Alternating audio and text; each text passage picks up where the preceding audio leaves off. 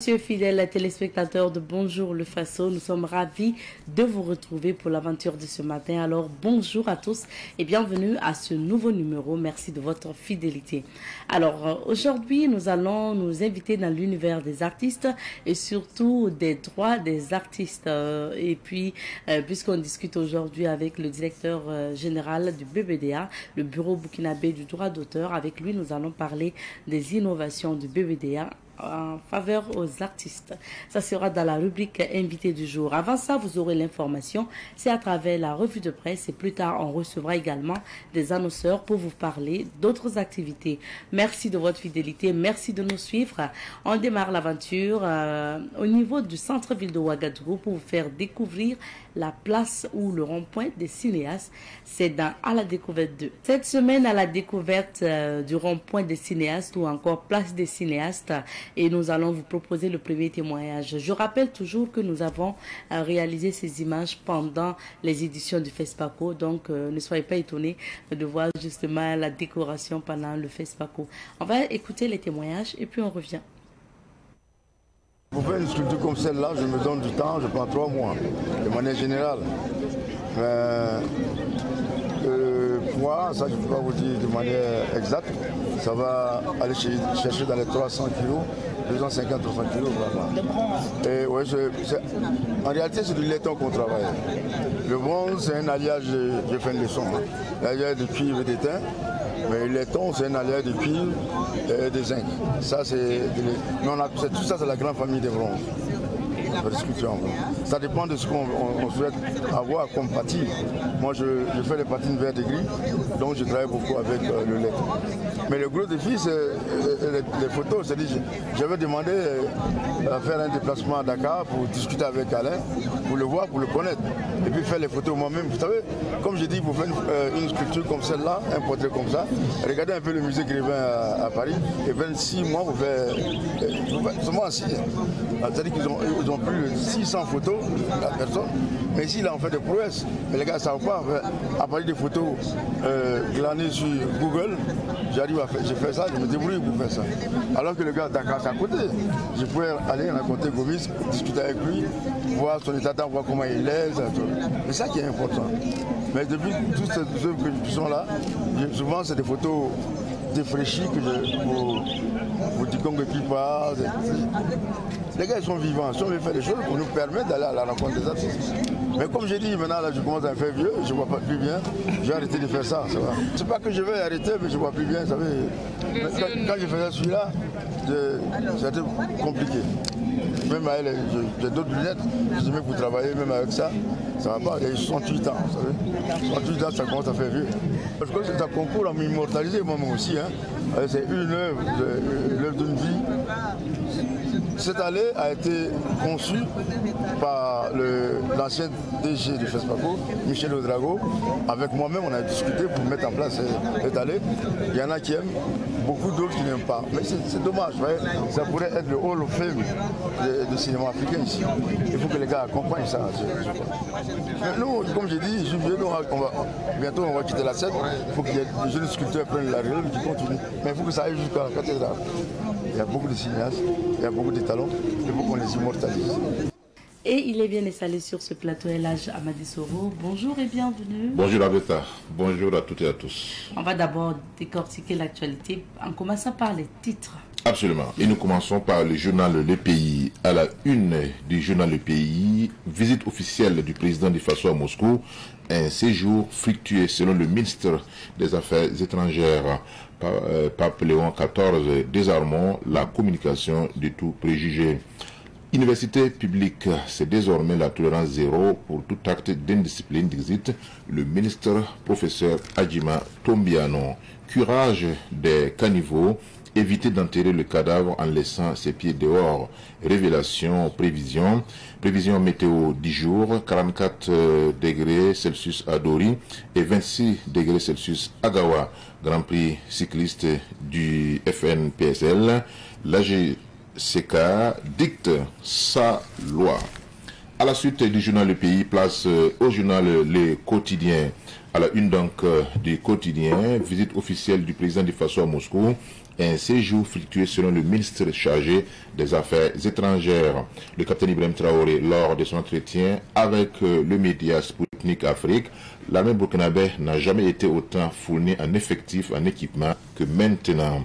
Discipline dans les universités du Burkina, celui qui est venu pour le désordre, on le met à la porte. Offre de soins de qualité, plus de 100 000 tests de dépistage, plus de 100 000 tests de dépistage réalisés grâce aux cliniques mobiles. Et nous continuons notre randonnée avec la presse burkinabé cette fois-ci, avec le journal Sidoya, le quotidien d'État à la une de Sidoya. Journée des coutumes et traditions, une conférence publique pour expliquer les bien fondés du 15 mai. Visite du président du Faso à Moscou, un séjour fructueux selon le ministre des Affaires étrangères. Trait de plume, Ouganda, un nouvel duel en vue. Tanado, Odiembiga, Oyemboaro, Nasubiga, porte-parole du roi du Goulmo. Certains traditionnalistes se sont éteints avec leurs connaissances, mais nous pouvons encore sauver ce qui peut l'être. Mois du patrimoine burkinabé, 21 communautés africaines à l'honneur, lutte contre l'incivisme routier, plus d'une centaine de personnes soumises aux travaux d'intérêt général à Dédougou, âge 2025, le comité national de suivi du pèlerinage dit être prêt. Carnet santé l'a dit, l'acidocétose diabétique, un diabète bien contrôlé, permet de vivre longtemps et en bonne santé. Docteur Marie-Madeleine Rwamba, médecin interniste. Nous poursuivons notre randonnée avec la presse burkinabé, cette fois-ci avec le journal L'Express du Faso, édité à Bobo Dioulasso, à la une de l'Express du Faso, grande interview du président du Faso. Tant que la France va continuer de voir l'Africain comme un sous-homme, on ne pourra jamais être ami, capitaine Ibrahim Traoré.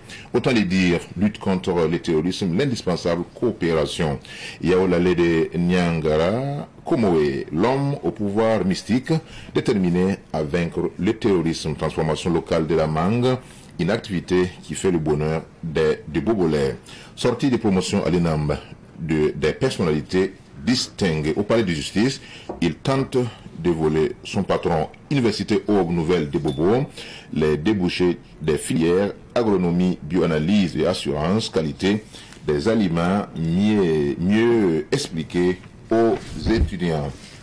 Nous poursuivons avec le journal Aujourd'hui au Faso. À la une d'Aujourd'hui au Faso, Inoussa Kanazoé fait commandeur de l'ordre de l'étalon. Séjour de IB à Moscou, satisfait total. Tiam jette l'éponge pour mieux revenir, s'interroge le journal. Stratégie électorale et dur apprentissage de la politique africaine. 7e conférence nationale des inspecteurs et contrôleurs du travail, le dialogue social en débat. News du jour, le ministre Ismaël Sombier sur les bas-fonds de Karimanga Fesso. BAD Burkina, la coopération en renforcement. De l'AES présenté à Goïta, France-Algérie. Comme un vieux couple, âge 2025, le comité de suivi échange avec les acteurs. Prix Marc et Vivien Fouet, Hakimi du couloir droit au sommet. Et nous terminons avec l'Observateur Palga, le quotidien, donc le doyen des quotidiens au Burkina Faso, à la une de l'Observateur Palga, démission Tidiane Thiam de la présidence du PDCI-RDA. Vers la jurisprudence, PASTEF s'interroge les quotidiens rue Ousmane Sibiri Ouedraogo. La police municipale met un peu d'ordre dans le Capharnaüm. Prix Marc Vivien Fouet, Hakimi fait l'unanimité. Logement au Burkina, 48 heures pour opposer les fondations d'un financement durable. Décès Nabo Kanidjoa, le natif de Houndé, repose au cimetière municipal de Goumé. Merci beaucoup, Elage, pour ces titres. On revient sur quelques sujets d'actualité et la plupart des journaux reviennent sur l'entretien du président du Faso avec un média russe. Alors, il faut rappeler que l'entretien a été diffusé sur la nationale et les médias reprennent bien sûr des extraits. Absolument.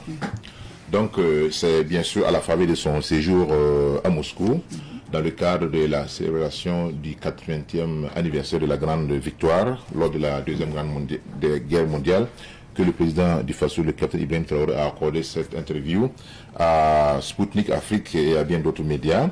Dans cette interview, donc, il est revenu sur un certain nombre de questions, notamment la situation au Sahel, où effectivement on continue d'enregistrer des attaques sur plusieurs fronts, et également la détermination du Burkina Faso et des pays de l'AES à vaincre le terrorisme. Ce n'est pas facile, mais lui-même il a expliqué dans le cours de l'entretien, on a senti effectivement une certaine évolution, un changement dans le mode opératoire des terroristes, ce qui suppose, ce qui est même une illustration parfaite, n'est-ce pas, du soutien que ces terroristes-là reçoivent de certains pays. Ce n'est plus un secret, il y a un pays, en l'occurrence l'Ukraine, qui a parfaitement, clairement déclaré qu'elle soutenait effectivement, que ce pays donc soutenait les groupes terroristes, notamment lors de l'attaque de Tizawaten en juillet 2024. C'est pour donc dire que on doit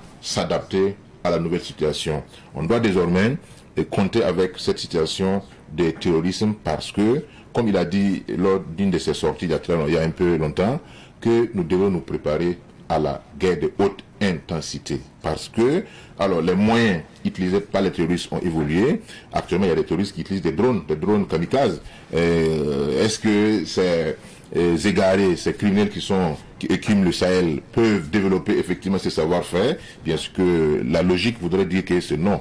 Donc ces personnes-là bénéficient certainement d'un appui logistique, d'un appui donc opérationnel de la part de certains. Parce que au-delà de cette lutte contre le terrorisme, comme l'a dit le capitaine Ibrahim Traoré, c'est en fait une lutte pour nous débarrasser de l'impérialisme. L'impérialisme qui a pour seule mission de s'accaparer des terres des autres et de dicter en fait sa politique. Donc ici, si on comprend que la question n'est plus une simple question donc de terrorisme, je pense que mentalement, on doit être fort pour pouvoir effectivement combattre cela. Il y a également d'autres questions, notamment la sortie du président, du moins du général américain sur l'utilisation de l'or du Burkina Faso. Je pense qu'il a reçu la réponse qui s'y est.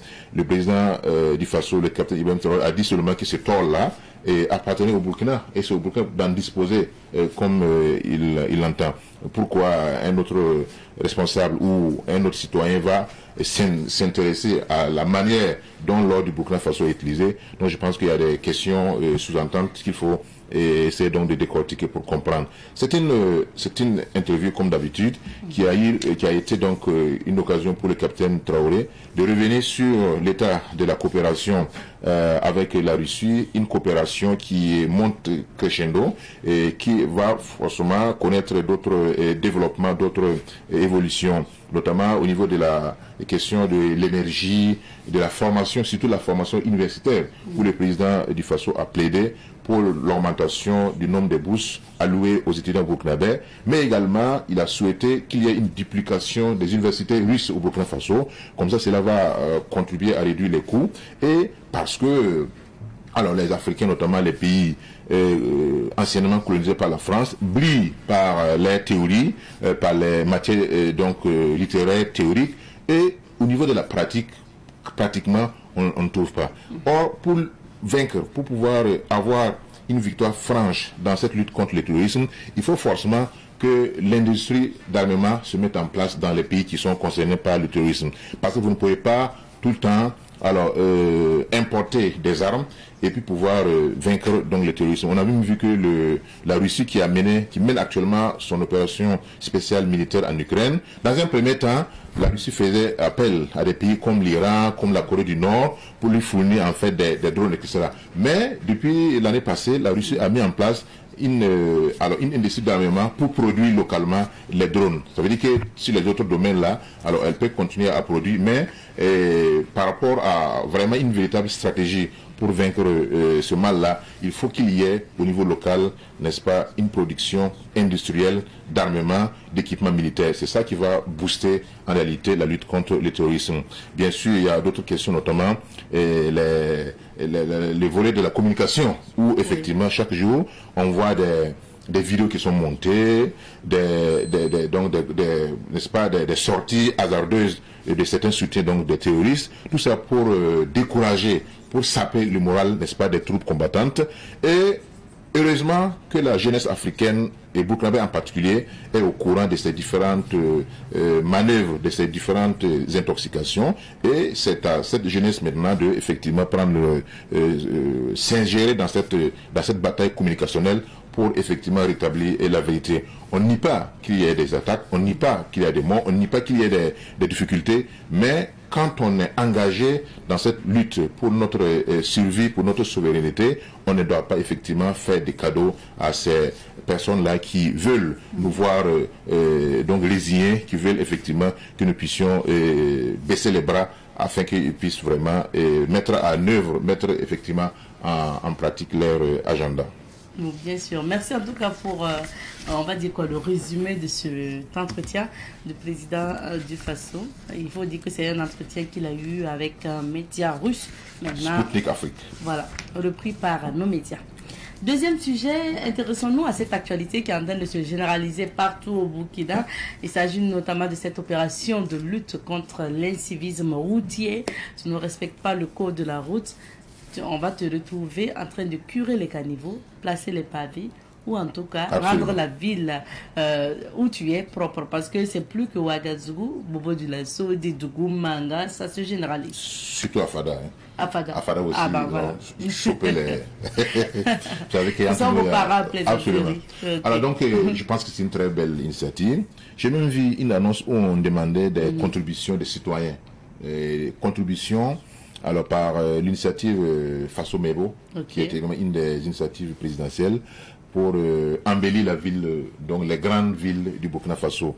Si vous avez des ciments, si vous avez des pavés, alors donc vous pouvez aller donc confier cela et remettre cela à cette initiative-là. Donc ceux qui vont brûler les feux, ceux qui ne vont pas respecter. Et c'est la main d'œuvre. Et c'est la main d'œuvre. Voilà, c'est la main d'œuvre effectivement. Mais quand on regarde sincèrement, c'est une très belle initiative. Voilà.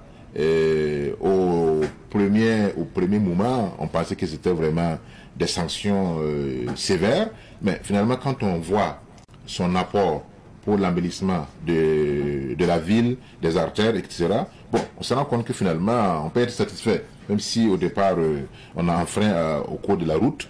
Donc, je pense qu'ici, il faut dupliquer cela sur d'autres domaines également, pas seulement au niveau du code routier. Donc, l'incivisme, alors les différents écarts, les autres formes d'incivisme également. Et ça, au finish, quand on va s'asseoir pour dire, ah, nous avons contribué à embellir notre cadre de vie, nous avons contribué à assainir notre cadre de vie, et ça, bon, on peut être fier du résultat. Voilà. Mais l'homme, comme vous le savez, n'aime pas la contrainte. Voilà, même s'il y a son bonheur dans cette contrainte-là. Mais il faut qu'il y ait ce type d'action-là, il faut qu'il y ait donc ce type d'initiative pour finalement faire comprendre aux citoyens que participer au développement de son pays, participer à l'embellissement de son cadre de vie n'est pas une mauvaise chose, même si la cause qui est entraînée cela n'est pas tout à fait une bonne cause. C'est pour donc dire que cette initiative-là, il faut la saluer et, comme je l'ai dit, souhaiter qu'elle soit dupliquée dans d'autres domaines également, parce qu'au finish, c'est le Burkina Faso qui sort gagnant. Et l'autre aspect aussi, c'est que cela peut peut-être lutter contre la corruption. Et le plus souvent, quand certains agents arrêtent les inciviques là, le premier réflexe, c'est de pouvoir négocier, payer, etc. Mais si vous savez qu'il n'y a plus cela, il n'y a plus cette pratique, même si je doute fort que, voilà. Ça cesse complètement. Ça cesse complètement parce que souvent les gens sont pressés, souvent ils ne veulent pas, voilà, donc être, etc. Mais je pense qu'avec le temps, au fur et à mesure, on va arriver donc à asseoir une véritable politique qui va permettre à ces personnes-là de savoir qu'en réalité, en contribuant à l'assainissement de son cadre de vie, on ne fait du bien qu'à soi-même. Bien sûr. Est-ce que quelque part, ça n'a pas commencé à contribuer aussi à faire de telle sorte que les gens commencent à respecter absolument le code de la route? Oui, et l'impact même le plus éclatant, c'est au niveau des accidents. Hein. On a senti vraiment une grande diminution des accidents. voilà, parce que la plupart du temps, ces accidents-là sont occasionnés par, n'est-ce pas, par ces comportements aux antipodes du code de la route, et que finalement ce civisme-là a contribué vraiment à assainir même la circulation. Souvent même je vois des gens tard dans la nuit qui s'arrêtent devant le feu, il n'y a personne. Tout ça c'est pour vous en fait, en réalité. Donc c'est pour une question donc de notre survie même, de notre santé, etc. Je pense que c'est une très bonne chose. Et ça va faire tache d'huile dans d'autres domaines. Si déjà au niveau de la circulation, on est quand même, on fait tout pour respecter le code de la route, on fait tout pour être courtois, donc dans la circulation, cela peut avoir un impact positif dans l'ensemble des œuvres, des activités que nous menons quotidiennement. Et il y a même les enfants, souvent les enfants que les parents convoient les morts pour aller à l'école, et ce sont les enfants même qui interpellent les parents pour dire, ah papa, maman, faut pas brûler le feu, etc. Et ça, tout ça, ça va, comme je l'ai dit, contribuer à changer un peu, à faire évoluer les mentalités. Et c'est par l'ordre et la discipline qu'on peut construire les nations. C'est ça. Merci beaucoup, Elhaj, pour cette leçon de morale à la fin.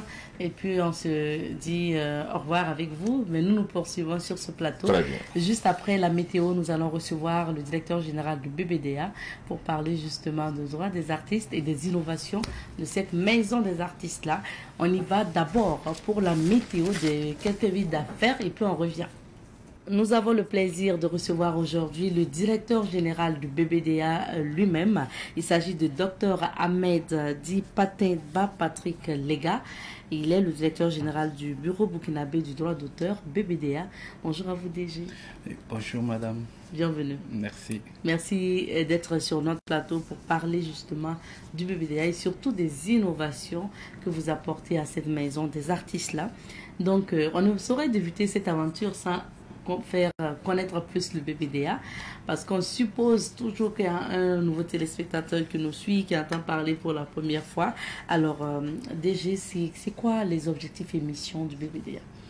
Ok, merci bien madame, merci pour l'honneur que vous m'offrez ce matin d'échanger bien sûr sur les objectifs pour une meilleure connaissance de ce que nous faisons. Il faut dire que cet honneur c'est à l'ensemble véritablement des créateurs d'œuvres de l'esprit, régis par la propriété littéraire ATC qui sont honorés, dont véritablement je me ferai le devoir et le plaisir en tout cas de vous entretenir durant ce temps. Et il faut dire que le bureau burkinabé du droit d'auteur, c'est un organisme professionnel de gestion collective des droits, alors qui est relatif à la propriété littéraire et artistique, qui a été créé en 1985 par ordonnance voilà 08537 du 29 janvier 85. Par la suite, cette ordonnance a été relue et reprise par le décret en 2000, le décret 179 du 20 avril 2000 portant approbation de ces statuts au BBDA. Tout récemment, en 2023 également, ces statuts ont été revus et relus pour prendre en considération l'évolution du secteur, pour prendre en considération un certain nombre d'innovations, un certain nombre en tout cas d'aspects et qui interagissent véritablement sur la gestion collective. Il s'agit du décret 1001 du 17 août 2023 portant approbation. Et à l'intérieur de ces textes-là, il faut dire que la mission principale du BBDA, qui est la gestion collective des droits et propriété littéraire et artistique, le BBDA perçoit, repartit aux créateurs d'œuvres de l'esprit, des redevances de droits dues à l'exploitation de leurs droits. Alors, cela veut dire que c'est un mécanisme mis en place pour permettre que les titulaires de droits, les titulaires des œuvres qui ont une paternité sur les œuvres puissent avoir une rémunération pécuniaire à la suite de l'exploitation de leur production. Bon, ça, c'est vraiment la mission principale.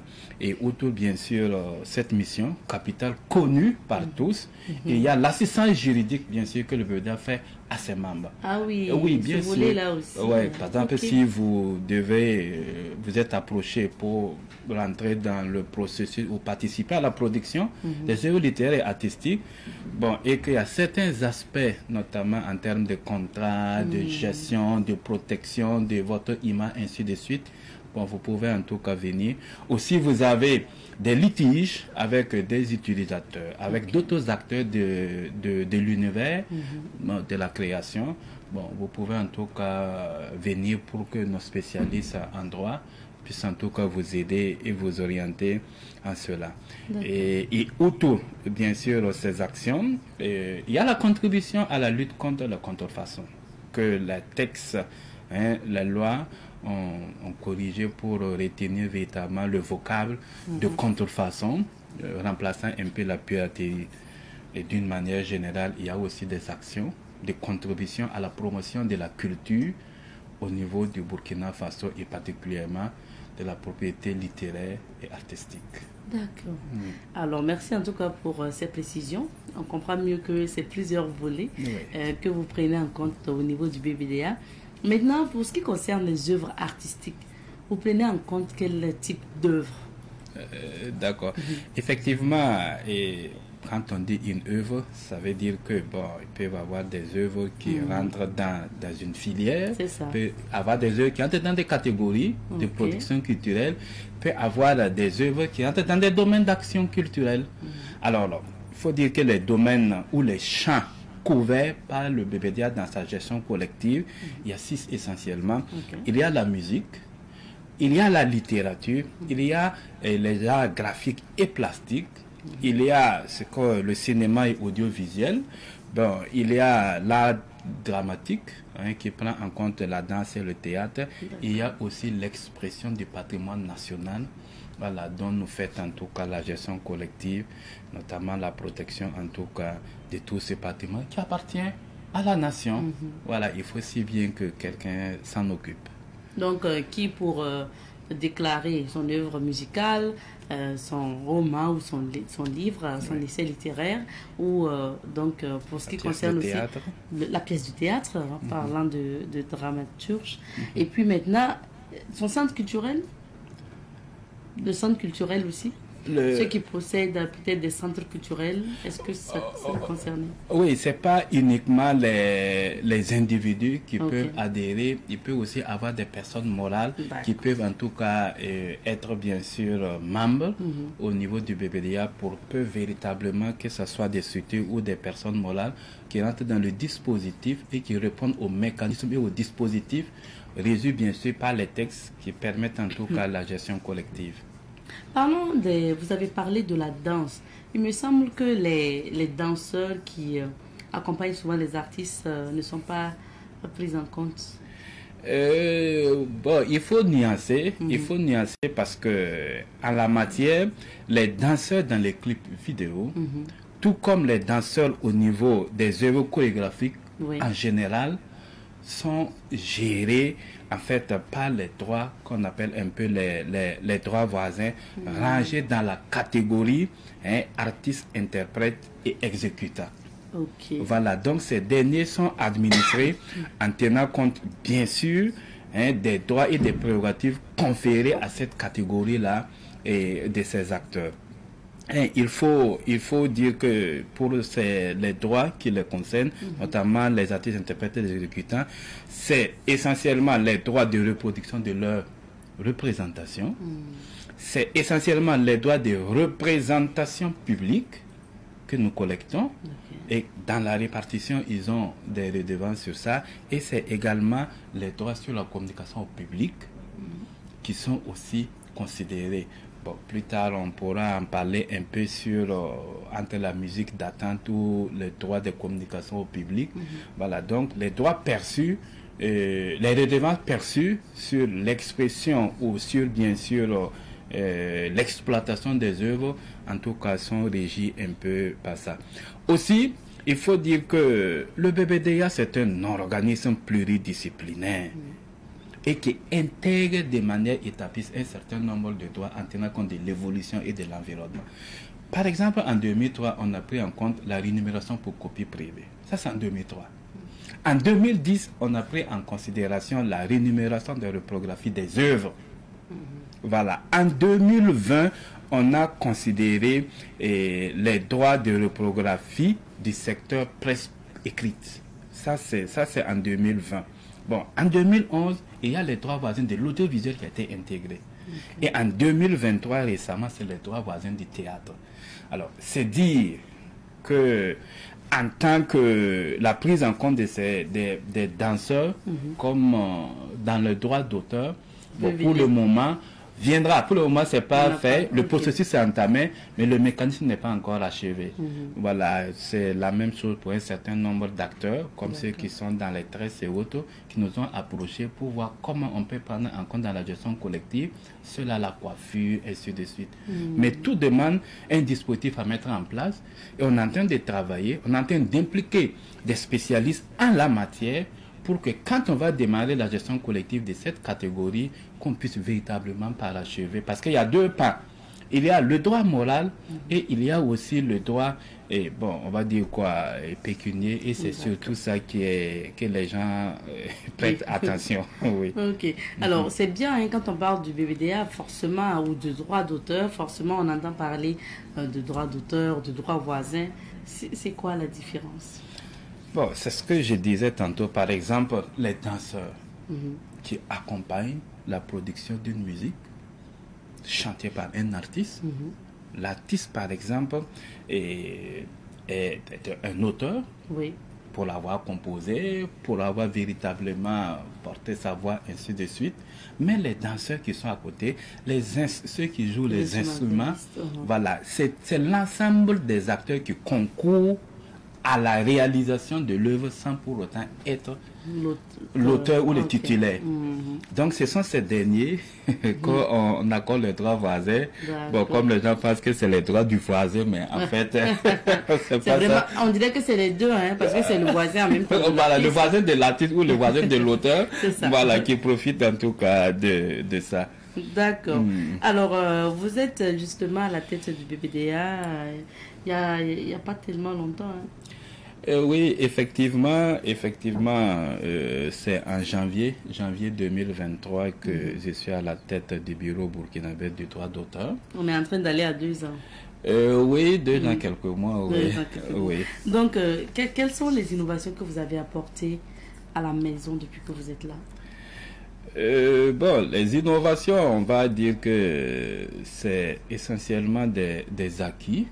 C'est essentiellement des actions structurantes qu'on a essayé avec bien sûr l'ensemble des collègues du bureau, que je salue leur détermination, leur engagement et leur sacrifice autour de moi pour que nous puissions en tout cas avoir ces résultats, parce qu'on ne saurait être héros seul. Bon, parmi ces réalisations, il y a par exemple le recouvrement que d'année après année, en s'appuyant sur les acquis antérieurs, en s'appuyant sur les réalisations antérieures, on a forgé une nouvelle stratégie qui est maintenant la collecte groupée, voilà, qui permet en tout cas davantage de sécuriser les choses. Il y a la dématérialisation d'un certain nombre en tout cas de nos actes. Il y a la planification rigoureuse des opérations de répartition pour permettre en tout cas aux acteurs de pouvoir le faire. Il y a la relecture d'un certain nombre de textes et qui permettent en tout cas de tenir compte de l'évolution de l'environnement. Il y a aussi des immobilisations qu'il fallait faire pour en tout cas respecter un certain nombre de choses, sans parler des études structurantes pour mieux camper, décider et prendre les politiques qui sied, et le maillage aussi du territoire par l'ouverture progressive en tout cas d'agences et de structures de représentation pour rapprocher nos prestations à ceux qui sont véritablement assujettis à la gestion collective. Donc voilà un peu quelques éléments, quelques acquis qu'on a pu réaliser, sans oublier des outils de gestion et de promotion en tout cas des travailleurs même du BBDA qu'il fallait véritablement aussi regarder et pouvoir construire, si on veut réellement qu'ils se donnent à fond pour permettre de contribuer à l'amélioration des conditions de vie et de travail des artistes. Parlant d'innovation, hein, j'aimerais bien qu'on marque un arrêt sur le numérique. Quelles sont les formes, disons les réformes entreprises par le BBDA sur le plan du numérique? Alors, effectivement, actuellement, le numérique n'est pas aucun secteur. C'est ça. Voilà, donc la gestion collective n'est pas à reste et il fallait régulièrement muter les méthodes de travail, les outils pour s'adapter vraiment à cette évolution internationale qui s'impose au pays. Dans le temps, il y avait des cassettes, il y avait les CD, on n'entend plus parler. Il y avait maintenant les clés USB, on n'entend plus parler. Maintenant, tout est devenu des plateformes numériques. C'est ça. Il y a des voitures qui sortent actuellement sans possibilité de support, même clé USB. C'est avec une plateforme et tout est géré par Bluetooth, ainsi de suite. C'est des appareils connectés. Donc, la gestion collective, en tout cas, ne devait pas rester à reste de tout ça. Donc, on est allé vers également, au fur et à mesure, une numérisation de nos procédés, nos procédures, d'un certain nombre de documents, de dossiers. Voilà, il y a par exemple l'ouverture d'une plateforme carrément d'adhésion et de déclaration en ligne.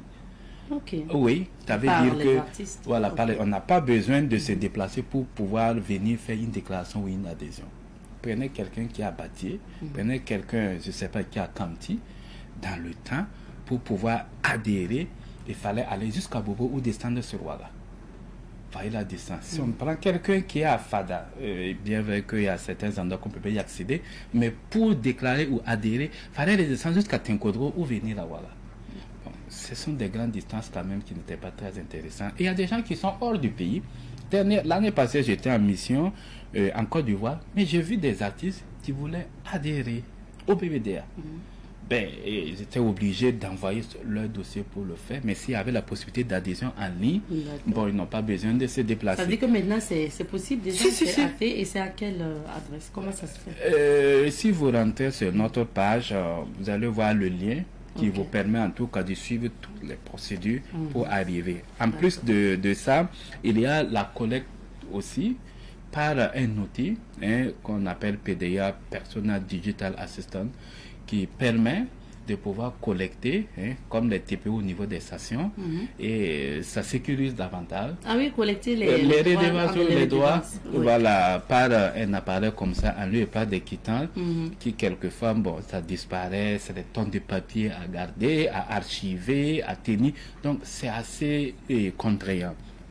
Il y a également la tarification désormais de la musique d'attente. Quand vous appelez, vous êtes bercé par un certain nombre de chansons de musique de nos membres. Et ça, c'est par le biais des plateformes et des fournisseurs de contenu qui le font. Ok. Et là, bon, c'est de l'exploitation.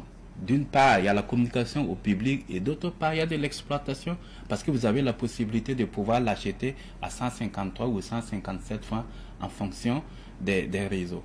Donc, tout ça, c'est des innovations dans le domaine du numérique pour que, quelle qu'en soit la forme d'exploitation des œuvres ou des répertoires du BBDA, ça soit véritablement suivi et que la perception puisse se faire à ce niveau. Je sais que pour les médias, avant, c'était des fiches à remplir, non? Est-ce que pour le numérique, comment ça se fait maintenant, dorénavant, avec les médias? Il y a deux choses au niveau des médias. Par exemple, il y a le relevé de vos programmes que nous avons besoin pour faire débuter le processus de répartition des droits. Voilà. Maintenant, quand c'est le paiement, bien sûr, les relevés, c'est le volume de votre exploitation qui permet de vous tarifier. Maintenant, pour vous tarifier en tenant compte de ça, et pour le paiement, vous pouvez nous faire soit virement ou on peut aussi venir collecter, bien sûr, avec les PDA, comme je venais tantôt en tout cas de le dire. Mais d'une manière générale, on est aussi en train de voir quel dispositif véritablement mettre en place qu'à partir de notre base, pour peu que vous êtes connecté ou que vous agissez par Internet, qu'on puisse avoir le volume de votre exploitation, ce qui permet de faire une rémunération et une répartition juste et équitable. Voilà, parce que le droit d'auteur est fondé sur le mérite, en fait. D'accord. Alors, monsieur le directeur général, pour ce qui concerne la musique jouée sur les réseaux sociaux comme TikTok, Moi, je prends le cas des challenges actuellement, les défis que les gens se lancent. Et quand on prend la musique, par exemple, Wagazone de Frubi, ça a été un challenge international, il faut le dire. Est-ce qu'on peut aller avoir quelque chose pour l'artiste à partir de ces réseaux sociaux-là? Oui, bien sûr. Bien sûr, parce que, bon, vous savez, les réseaux sociaux n'ont pas de frontières ni de territoires. Alors que la gestion collective est territorialisée. C'est-à-dire que le BBDA ne peut pas quitter les frontières du Burkina Faso pour aller faire de la perception. Voilà. Okay. Donc, alors que nos artistes qui sont des internationaux sont joués ailleurs. Ah, ça c'est les limites du BBDA. Non, mais pas du BBDA, mais de la gestion collective d'une manière générale, qui a trouvé quand même les outils pour régir cela à travers les conventions ou les contrats de réciprocité. Vous êtes en Côte d'Ivoire, ici au Burkina, vous avez l'obligation de veiller à la bonne exploitation des œuvres de mon répertoire. Okay. C'est la même chose qu'au Burkina Faso pour les œuvres et le répertoire de la Côte d'Ivoire, par exemple, du Mali, du Niger, de la France, de la Suisse et tout ce que on peut y penser. Alors donc ça permet à chaque OGC, organisation de gestion collective, de collecter et à la fin de son processus de répartition, qui puisse rapatrier les ressources de nos acteurs qui étaient exploités sur leur territoire, afin qu'on ajoute dans notre process et répartir. Pour ce qui concerne également le numérique, et il y a des mécanismes. Je prends par exemple le cas du numérique ou des réseaux sociaux, parler de TikTok, il y a Facebook, il y a YouTube, il y a Deezer, il y a Spotify. Toutes ces plateformes qui sont là, c'est géré par des organismes qui sont le plus souvent installés à l'extérieur, aux États-Unis par exemple, mais qui ont des représentations dans certains pays en Afrique. Par exemple, les représentants de Facebook, de YouTube et autres sont installés en Afrique du Sud. Donc, la structure, il y a une structure en Afrique du Sud appelée CAPASO qui a la possibilité d'aller agir, d'aller négocier le contrat d'exploitation avec ses représentants qui sont assis là-bas. Donc, on signe un contrat de réciprocité avec cette structure qui, à la suite de l'exploitation du répertoire du BBDA, fait la perception, bon, déduit un peu ses frais de gestion et nous reverse le reste et puis vous ajoutez pour pouvoir faire. Donc, dans les fiches de relevé des artistes, ils arrivent à voir cela. Pour l'international. Voilà, pour l'international. Okay. Ça, c'est la zone Afrique. Ailleurs, il y a aussi d'autres accords comme ça qui permettent véritablement de veiller à ça. Donc, c'est déjà acté. Oui. Okay. Maintenant, parlons des actions entreprises pour lutter contre la contrebande et le piratage et mieux protéger les œuvres de vos artistes. Oui, et il y a d'abord les actions de sensibilisation. Si vous voyez, dans notre site, il y a des capsules de sensibilisation et d'interpellation qui sont passées. Et en arrière-plan, il y a aussi des actions de poursuite jusqu'en justice de ce genre d'actions qui sont tendent pas véritablement à accompagner l'artiste à pouvoir continuer à enrichir le secteur culturel, parce que quoi qu'on dise, et cela lui permet de renouveler bien sûr ses financements et ses productions. Bon, il y a un organe, le Comité national de lutte contre la piraterie et des œuvres littéraires et artistiques, qui a été créé par décret 259 du 6 juin 2001, qui avait essentiellement 3 missions. Et maintenant, ces textes sont en train d'être relus pour prendre en compte un certain nombre d'évolutions, pour même avoir un organe d'opérationnalisation, un organe opérationnel, des outils et des stratégies pour réellement renforcer cela. Voilà, donc je crois que cet outil-là renforce davantage, ou renforcera davantage en tout cas, toutes ces actions déjà entreprises, tant par le BBDA qu'également par le ministère, pour en tout cas réduire au maximum possible ces gens, on va dire les malfrats. Les malfrats. Voilà. Donc sensibilisation et puis voilà, tout à fait. Avec les actions de poursuite en justice, nous en avons assez. Ouais, quand on est saisi, oui, quand on est saisi véritablement, on le fait.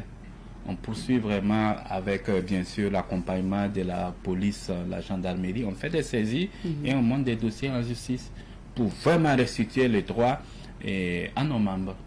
D'accord. Oui. On parlait de redevance des artistes, aussi l'endroit des artistes, la collecte. Est-ce qu'il y a une innovation majeure à ce niveau? Oui, tout naturellement. Je vous parlais tantôt de la stratégie de collecte qu'on a mis en place, voilà, pour pouvoir véritablement collecter. Ça permet de tracer l'utilisateur. C'est un outil, on l'a appelé BGeoloc, voilà, géolocalisation de l'utilisateur, qui permet de tracer, de savoir vraiment les types de relations ou de rapports qui le lient à nous, bon, de le suivre, de prendre des rendez-vous et aussi de sécuriser, de le fidéliser. En tout cas, c'est un certain nombre de choses. Cette stratégie aussi permet désormais, en tout cas, que l'utilisateur puisse être rassuré, parce que c'est toute une équipe qui y va pour causer, discuter, échanger en tout cas avec eux, dans la dynamique véritablement de les rassurer de l'exploitation et pourquoi ils doivent véritablement payer cela. Donc, en plus de la perception, il y a aussi des actions d'échange, de communication que toute l'équipe désormais pourra en tout cas entretenir avec l'utilisateur. Donc, je profite vraiment de votre antenne pour demander aux utilisateurs, bon, informer les utilisateurs de cette innovation et aussi leur demander véritablement de porter une attention particulière à ces agents qui vont venir. Parce que désormais, vous êtes au courant de qui écoute quoi. En tout cas, on doit être à mesure de le savoir. D'accord. Oui. À travers donc Géoloc, qui permet la géolocalisation de l'utilisateur. D'accord. Oui. Waouh. Maintenant, quand je vois le nombre, j'imagine le nombre d'œuvres déclarées à votre niveau, est-ce que cette plateforme peut prendre tout ça en compte? Oui. Ok. Voilà, vous savez que le numérique et la digitalisation évoluent tellement. Et tout est une question de logiciel et de base. Et quelquefois, bon, vous voyez, au début, on avait des clés USB de 200 combien, gigas, mégas et autres, mais actuellement, c'est des trucs illimités. Voilà, donc... ça évolue. Ça évolue. Et qui parle du BBDA, bien sûr, parle de culture, parle de patrimoine culturel également.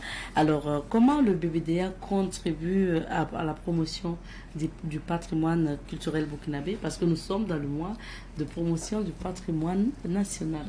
Oui, effectivement, comme je vous le disais au début, la promotion, la valorisation et la conservation du patrimoine culturel fait partie en tout cas des missions du BBDA. Dont la bonne utilisation et exploitation de ce patrimoine en tout cas est très important. Et je vous disais tantôt la possibilité de déclaration, de déclarer ou d'adhérer en ligne. Vous savez, dans nos villages, il y a des troupes traditionnelles qui sont détentrices véritablement des patrimoines culturels. Donc cette action permet de faire des inventaires, permet de connaître un certain nombre de pans de patrimoine et ça permet également d'avoir des mesures de leur protection, de leur préservation pour pouvoir les transmettre à la génération, pour pouvoir les mettre à la disposition des artistes pour leur production d'œuvres d'inspiration traditionnelle, telle ethnie, telle communauté. En plus de ça, et nous, pendant le mois de patrimoine, nous avons diffusé un certain nombre aussi de capsules, de sites culturels, touristiques. Nous avons invité nos collègues à être vraiment dans des tenues, l'art culinaire, c'est aussi le patrimoine, orientation. Et nous invitons également les artistes à avoir une attention particulière sur ça, sur la promotion. Et nous envisageons en tout cas, avant la fin bien sûr de ce mois de patrimoine, faire pourquoi pas une sortie et pour contribuer à cette dynamique nationale des autorités et du pays là qui appellent véritablement de tous les vœux à un retour aux sources. C'est important. Alors, est-ce que aujourd'hui de plus en plus les artistes burkinabés viennent au BBDA pour des déclarations, s'affilent au BBDA? Oui, okay. Et régulièrement et tous les jours, je reçois des demandes, non seulement pour les Burkinabés, ça on n'a pas besoin d'autorisation, mais surtout les étrangers, il faut qu'ils puissent faire la demande et que je demande à leur pays d'origine s'ils ne sont pas déjà affiliés là-bas. Voilà. Est-ce que c'est pas possible d'être là-bas ici? Non, tout est possible, mais c'est une question de séparation, de précision des territoires. D'accord. Tu peux aller demander qu'au Burkina Faso, on gère tes droits et le reste du monde soit géré par un autre organisme. Ok. Tu peux demander que l'Afrique soit gérée par tel organisme qui n'est pas de ton pays et que le reste du monde soit géré par une structure en Europe, ainsi de suite. Pour vous donner des chiffres, rien que le premier trimestre 2025, on a enregistré 168 nouveaux adhérents. Voilà, c'est dire que ça, ce n'est que le premier trimestre. Ça veut dire que régulièrement, il y a plusieurs acteurs qui démissionnent même ailleurs pour venir affilier parce qu'il y a la confiance, parce que les choses sont assez transparentes et les choses sont assez maîtrisées. Il y a une régularité et il y a une fiabilité du dispositif qui est mis en place pour pouvoir avoir une rémunération juste et équitable de leur production, de leur œuvre. Vous parlez de transparence, ça me rappelle une question. On sait qu'avant, en tout cas, on voyait beaucoup d'artistes se plaindre sur les réseaux sociaux ou même photographier les reçus de paiement de leur redevance parce que c'était pas conséquent, c'était des sommes dérisoires et tout. Est-ce que c'est vrai que vous organisez aussi régulièrement des rencontres avec ces artistes pour expliquer comment vous recouvrez ces droits, comment c'est reparti et tout? Est-ce qu'aujourd'hui, on peut dire que ça va maintenant ou vous avez toujours des plaintes des artistes? Ben, je me dis que vous devez faire vous-même le constat. Vous devez faire vous-même le constat. Peut-être qu'on tape moins à votre porte maintenant pour se plaindre. Bon, de toutes les mille manières, et quel qu'en soit le travail que vous êtes appelé à faire, il faut bouger, il faut innover au fur et à mesure. Et l'un de nos objectifs, c'est avoir 0 plainte sur ce que nous faisons. Donc nous mettons les outils, les instruments, les cadres de concertation et d'échange avec les parties pour pouvoir leur expliquer. Nous les impliquons même dans notre travail pour qu'ils voient comment les choses se passent. Voilà, donc on dit que la volonté est déterminée quand l'entendement est éclairé. Donc quelquefois quand on communique, quand on leur explique, eux-mêmes ils voient, ils apprécient. Bon, je me dis que en tout cas nous avons une chute véritablement des plaintes et des réclamations. Voilà. Et nous travaillons véritablement pour avoir 0 plainte. Est-ce que vous pouvez nous rappeler en fait les conditions pour être membre du BBDA en tant qu'artiste? Oui, bon, en tant qu'artiste, bien sûr, c'est comme ce qu'on le disait. D'abord, il y a des fiches à imprimer. Bon, il y a des formulaires à remplir. Bon, il y a les photocopies de CNIB, la carte, il y a une quittance de paiement. Bon, il y a aussi la production, une production d'œuvres que vous devez apporter. Et puis, bon... est-ce que toutes les œuvres ont la possibilité d'être déclarées? Bon, le BBDA, en tout cas, ne joue pas sur la qualité de l'œuvre, pour peu que l'œuvre soit une œuvre de l'esprit, que ça rentre dans la catégorie littéraire et artistique. Ensuite, quand ils déposent leur dossier, il y a des commissions spécialisées qui font un travail d'identification, qui font un travail de reconnaissance, et ce comité est constitué de professionnels qui font un travail vraiment infaillible. Donc, et ça permet réellement à un certain moment de se rassurer que la production que l'artiste a apportée est digne d'être acceptée parmi les œuvres et doit être protégée. Et ensuite, on a le processus de protection. D'accord. Alors, pour finir, quel est votre mot de fin à l'endroit des usagers d'œuvres à protéger, mais également à l'endroit des, notamment du public ou des créateurs en général? Alors, le mot de fin, c'est dire bien sûr aux utilisateurs des œuvres ou du répertoire du BBDA de s'acquitter davantage ou de faire en sorte qu'on ait moins d'arriérés à recouvrir à leur niveau. Voilà, ça c'est vraiment un appel, et que bon, nous sommes aussi très ouverts pour leur expliquer et ce que nous faisons, comment nous tarifions, et pour qu'ils comprennent aussi quel est le processus, une fois perçu, jusqu'à quel niveau ça va. Voilà, et ce que ce paiement-là peut générer ou engendrer comme plus-value pour l'artiste, dont eux, ils pourront encore bénéficier dans l'exploitation et dans la mise en œuvre de leurs activités. quant aux artistes également, bon, c'est de les inviter davantage à se rapprocher de nous pour, avec des idées, des propositions, voilà, pour qu'au fur et à mesure on puisse renforcer les outils, les mécanismes et les dispositifs en tout cas de protection, de suivi de l'exploitation de ces œuvres-là, en un mot, qui nous aident vraiment à les aider dans la gestion collective.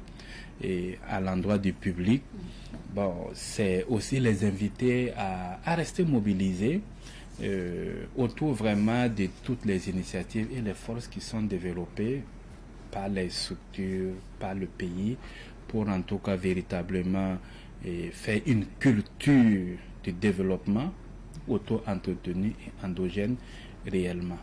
Donc, merci beaucoup, docteur. Voilà, merci à vous. Merci d'être passé. Je rappelle que docteur Ahmed Di Patrick Lega est le directeur général du bureau burkinabé du droit d'auteur, BBDA, et on a échangé ensemble sur l'actualité en lien avec le BBDA. Alors, on va s'arrêter ici pour l'entretien d'aujourd'hui. On marque une petite pause et puis on revient. Et nous sommes de retour sur ce plateau pour la suite de l'émission. Nous allons parler d'un festival à venir. Il s'agit du festival des Mezaoré. Alors nous recevons pour en parler la promotrice de cette activité, Madame Christiane Legman, qui est donc promotrice du festival des Mezaoré. Bonjour. Bonjour madame. Bienvenue. Merci. Alors vous êtes venu avec votre parrain, un des parrains en tout cas de cette activité, qui est en même temps votre oncle. Oui. Il s'agit de monsieur Jean-Michel Legman, qui est donc là sur le plateau. Bonjour. Bonjour madame. Merci à tous les deux. Merci. On va découvrir d'abord qui sont les Zaoré. Et je donne la parole à monsieur Legman, Jean-Michel. Alors les Zaoré viennent d'où? C'est quoi en fait l'histoire de cette communauté? Je commencerai par rectifier, c'est pas Zaoré, mais c'est Zaocé. Zaocé. C'est-à-dire les Zaocé, c'est l'ethnie. Ah d'accord, Zaoré, Zaoré. c'est la qualification de ce qui vient de Zaoré. D'accord, je rectifie ça, les Zaocé. Les Zaocé, c'est D'accord. l'ethnie, les Zaocé. L'ethnie des nous Zaocé. Les sommes, Zaocé viennent d'où? Nous sommes une ethnie qui est apparentée au Moussi. Nous parlons du Mouré, mais légèrement chantonné. C'est légèrement chantonné. Parlez un peu, je vais voir. Mandati eti tonwa kayibera nangomneam tum kanga yele yam yitamtima. Ton wahakei bio nangwa nyam tum kon yelle. Vous voyez, c'est du mouré, mais c'est légèrement chantonné et légèrement déformé par rapport au moussi, au mouré que nous connaissons tous très bien de Ouagadougou. D'accord. Voilà. Donc je vous laisse continuer avec l'histoire. Donc les Zaocé viennent d'où? Les Zaocé sont une ethnie qui a, par le fil du temps, été combinée entre les Moussi et les Goudmaché. Voilà. Donc, il y a une partie qui est venue du côté de Koupela et qui est allée vers Fada et qui s'est installée, pour ceux qui connaissent bien la zone, tout juste à partir de Kabega, Koupela, en montant, il y en a des Zaocé là-bas, en remontant à Gounguin, de Koupela là, et après Gounguin, ça fait Diabo et Tibga. Ce sont les deux grands centres regroupant les Zaocé. D'accord. Voilà, donc dans les Zaocé, du côté de Koupela, ce sont des noms. On voit beaucoup de choses, mais du côté de Diabo et Tibga, vous verrez au milieu des Zaocé des noms gourmachés comme Wouba, Yonli qui devient Yoni là-bas, Natama qui sont chez les gourmachés, et il y a bien d'autres. Ah, voilà, ça, donc c'est ça fait une combinaison, voilà, ça fait une fusion. Mouaga ou Mouaga Gourmaché. Voilà. C'est maintenant, sinon, dans le temps, tous ceux les Zaocé qui sont nés et qui grandissent au village parlaient du Gourmaché aussi. Ils comprenaient le Gourmaché parce que c'est une langue qui est combinée et qui est fusionnée. D'accord. Voilà. Merci pour l'historique, mais qu'est-ce qu'on peut retenir aussi sur peut-être la culture ou ce qu'il y a de spécifique chez les Zaocé? Eh bien, chez les Zaocé, dire quelque chose de spécifique, c'est un peu trop dire, mais dire seulement qu'il y a une combinaison des habitudes aussi, et des combinaisons des habitudes. Mais déjà, la langue, c'est une particularité. Hein. Voilà, c'est ça. Quand vous avez parlé, puis j'ai écouté un peu là. Donc, ça veut dire que si vous pouvez comprendre Moré, puis ne pas bien, si vous ne prêtez pas attention, ne pas comprendre ce que vous dites. Mais si vous prêtez attention, vous comprenez très bien. D'accord. C'est différent du Yana. Ben, je m'excuse, je vais leur faire un crochet au passage parce que ce sont nos esclaves. Ah oui? Donc les Yana qui sont nos esclaves et qui parlent un peu comme ça. Là. Ils parlent un peu plus chantonné. Ah. Ils viennent du côté d'Ambara. Mam Sambiga Boyese. Moi j'ai une grand-mère Yana. J'ai oublié un peu comment elle parlait, mais j'avais une idée de comment elle discutait avec voilà. C'est un peu très rapide Et aussi. ils sont plus chantonnés que nous. C'est vrai. Ils sont plus chantonnés que nous. Mais nous allons dans la même ligne. Ce qui fait qu'il y a cette parenté à plaisanterie entre nous et on ne se lâche pas. Ça c'est bien ça. Et vous êtes quoi, les petits-fils de Moussi? Oui, Moussi, Goumaché. Comme je vous dis, c'est la filière. C'est ça, ok. Merci en tout cas. Donc, comme on va venir au festival pour découvrir encore plus, je vais maintenant donner la parole à Madame Christiane Legman, qui est la promotrice de cette activité. Vous êtes... le singulier, on dit quoi? Zoaga? Je suis Zoaga. Ouais, Zoaga. Zoaga. Donc, vous êtes Zoaga et vous avez décidé de promouvoir les mets de votre terroir. Pourquoi? Exactement. Bon, merci pour la parole. Effectivement, j'ai fait la restauration. Voilà, donc depuis 2019, je suis dedans.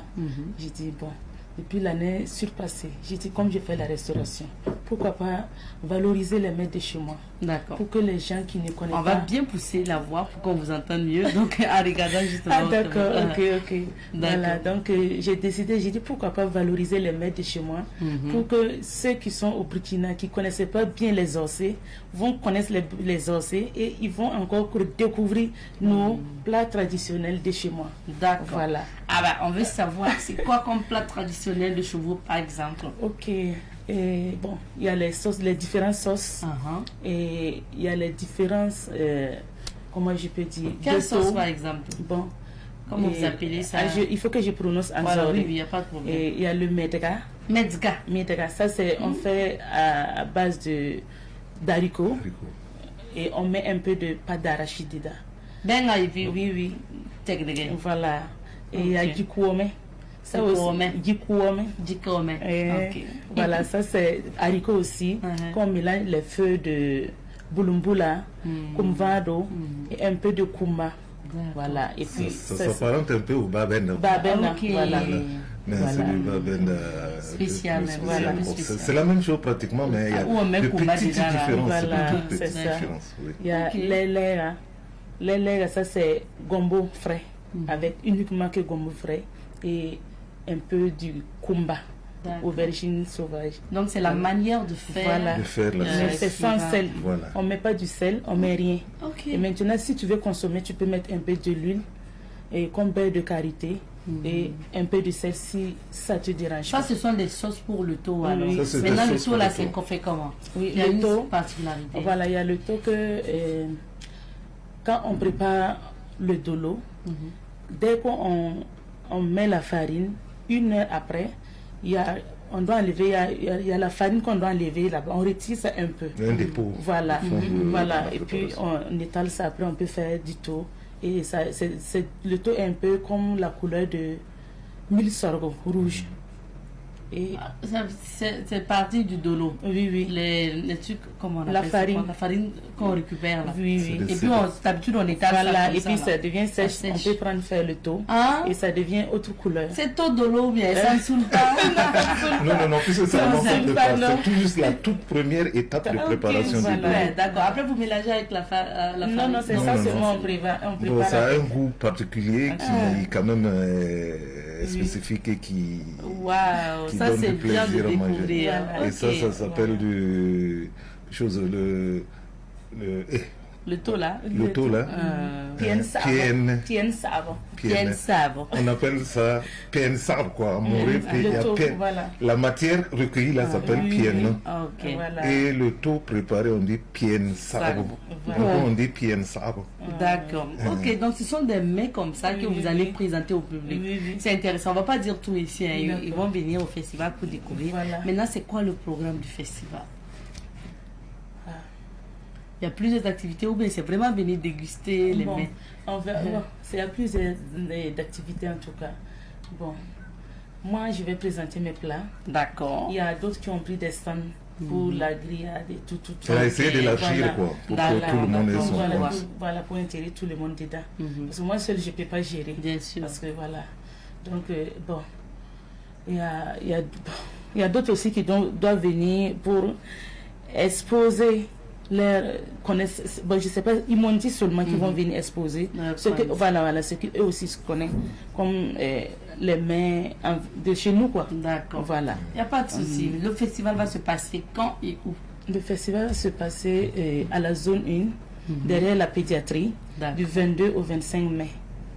22-25 mai. Oui. C'est 3 jours, donc c'est 4 jours. Le lieu, l'école. Oui, au lycée Boyam. Lycée Boyam. Il y a la le terrain de foot du lycée Boyam. Le lycée Boyam donne sur la voie, mais le lycée, sur le terrain, est juste derrière l'école. Donc, juste à côté de la pédiatrie, voilà. Charles de Gaulle. Donc, il faut y aller. Il faut dire vers la zone, le marché de la zone 1. D'accord. Quand vous prenez la route qui va du côté, qui passe derrière la zone 1 et qui continue dans le nouveau quartier qui est au fond, quand vous dépassez la station, c'est une station au temps. Bon, attention. C'est bon, je pense que lycée Boyam, pas loin de la pédiatrie, sinon pour ceux qui viennent de la zone 1 aussi, ils vont retrouver le lycée. Voilà. D'ailleurs, sur l'affiche, il y a des contacts au cas où. En tout cas, on sera là certainement pour découvrir encore plus. Vous m'avez donné envie de manger vos plats, donc vous allez aimer. On va venir. Alors, tonton, merci beaucoup d'être passé. Donc, votre invite à l'endroit de toute la communauté, voilà, les Zouaga. Voilà. Voilà, pour nous, moi, j'invite tout le monde à venir découvrir d'abord ce que c'est que les Ossés, parce que après le festival, il y a l'animation musicale qui sera en direct en live avec les artistes Ossés qui sont à Ouagadougou. Comme les oncles que vous connaissez, comme Jérémy Palé, et tout ceci, ce sont des Ossés, ce sont des Ossés. Il y en aura certainement qui viendront aussi de nos petits esclaves là, les Yana, et qui viendront agrémenter un peu la ça promet bien, tonton. On Merci va bien en tout cas, il n'y a s'amuser. pas de souci. Donc rendez-vous du 22 au 25 mai au niveau de l'école Boyam. L'école de Boyam, voilà. Pour justement vivre ce festival de mai Zaoré. Merci à vous d'être passé. Restez avec nous, on va dire au revoir aux téléspectateurs ensemble. Okay, Le temps est parti, merci. cette émission est terminée. Merci à vous de nous avoir suivis. Restez fidèles au programme de Savan TV. Le rendez-vous est pris pour demain quand il va sonner 7h30 sur Savan TV. Allez, cuse.